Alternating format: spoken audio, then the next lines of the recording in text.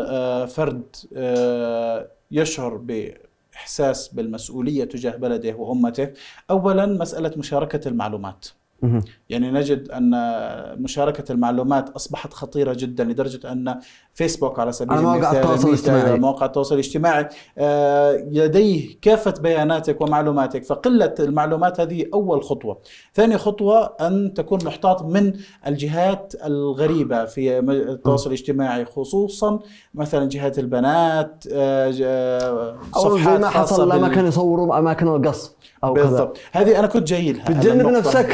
بتجنب نفسك مش داري يعني. لا هو شوف أنت في بعضهم يعني بيتصرف بهذا التصرف بطريقة أنه يحاول نقل مثلا مأساة أو قصف أو ما إلى ذلك، ولكن الأحرى أيضا أنه أنا تبقى جهات مثلا مواقع التواصل الاجتماعي الخاصة بي لا تعرف كل شيء عني، لا تنقل كل شيء عني. هذا رقم واحد. رقم اثنين، أحاول قدر الإمكان أن أتبع السياسة الوطنية التابعة للبلد وألا أخالفها في أي شيء، لأنه الجهات المسؤولة كالأمن والمخابرات ووزارة الداخلية عندما تعطي بيان ومنشور أحاول أن أتفاعل معه جيدا. لا أقف في وجهه أو لا أستهزئ به، لأن هذا الاستهزاء أو أن أقف بوجهه قد يشجع أساسا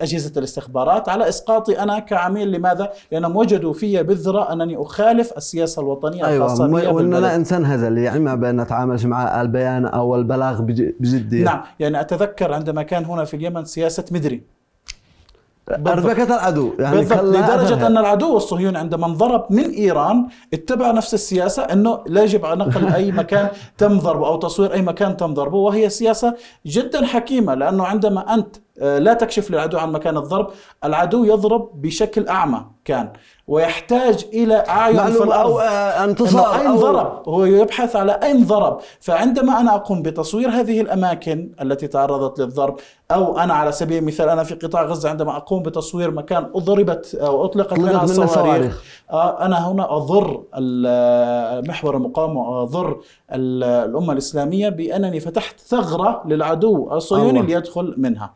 على الصعيد الوطني علينا جميعا أن نتبع الإجراءات الأمنية التي توصي بها الجهات الأمنية.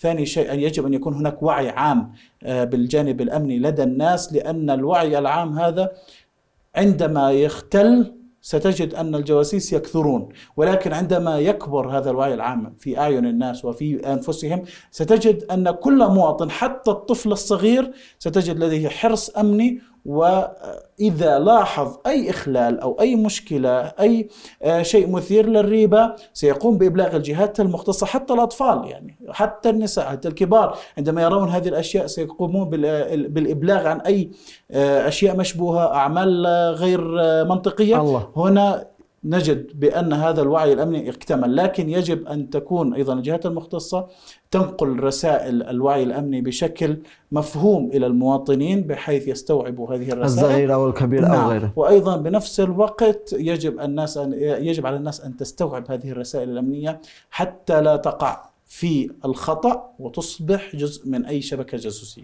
أستاذ عبد الرحمن شكرا لك، كانت حلقة رائعة للأمانة. شكرا جزيلا. ونشرب العصر لأنه في المقابلة ما بيشربوا العصر ما نقدر الليل.